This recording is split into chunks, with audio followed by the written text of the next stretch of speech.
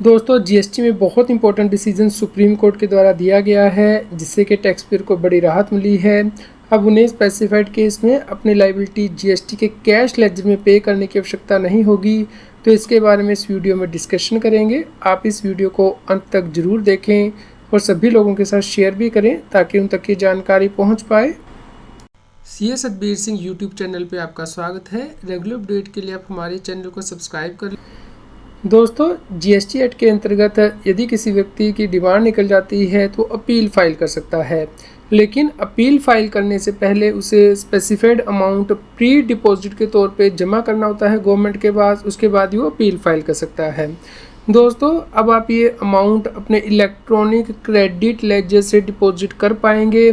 इसके लिए supreme court ने डिसीजन दे दिया है, जबकि पहले ये कहा जाता था कि अमाउंट आपको अपने इलेक्ट्रॉनिक कैश लेजर से जमा कराना है, यानी कि कैश में पे करना है।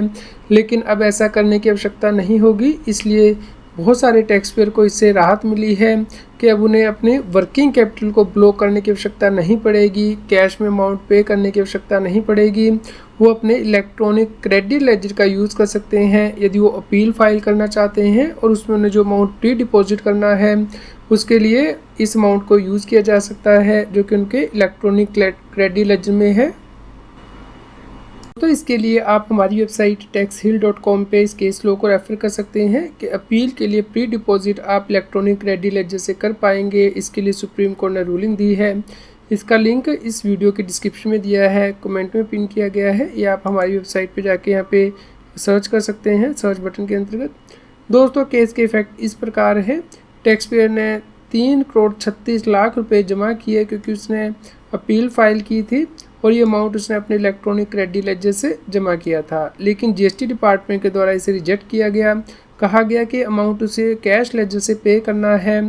दोस्तों इस केस में टैक्स पेयर ने अपील फाइल की हाई कोर्ट में, और हाई कोर्ट ने भी ये कहा कि जो अमाउंट है अपील का प्री डिपॉजिट अमाउंट वो आप अपने इलेक्ट्रॉनिक क्रेडिट लेजर से जमा कर सकते हैं। जिसके बाद के जीएसटी डिपार्टमेंट ने सुप्रीम कोर्ट में स्पेशल लीव पिटीशन फाइल की थी, लेकिन अब इस स्पेशल लीव पिटीशन को भी डिसमिस कर दिया गया है। और अब सुप्रीम कोर्ट ने भी ये बात मानी है कि आप अपील के लिए जो पैसा जमा करना है वो अपने इलेक्ट्रॉनिक क्रेडिट लेजर से कर सकते हैं। इलेक्ट्रॉनिक कैश लेजर से पैसा जमा करने की ज़रूरत नहीं है। दोस्तों इसके लिए आप सुप्रीम कोर्ट ऑफ इंडिया का केस लॉ यशो इंडस्ट्री लिमिटेड के केस में रेफ़र कर सकते हैं, जो कि 19 मई 25 को दिया गया है। उम्मीद करते हैं दोस्तों आपके लिए न्यूज़ यूज़फुल रही होगी।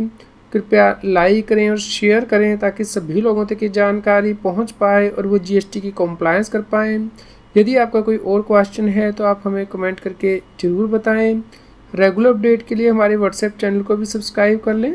QR कोड स्क्रीन पे भी दिया गया है और कमेंट में भी लिंक पिन किया गया है ताकि आपको रेगुलर अपडेट आपके मोबाइल पे ही मिलते रहें। जीएसटी की और अधिक जानकारी के लिए आप CS Satbir Singh YouTube channel पे जाके प्लेलिस्ट में जाके डिफरेंट प्लेलिस्ट रेफर कर सकते हैं, जैसे कि GST latest update, GST notice extra.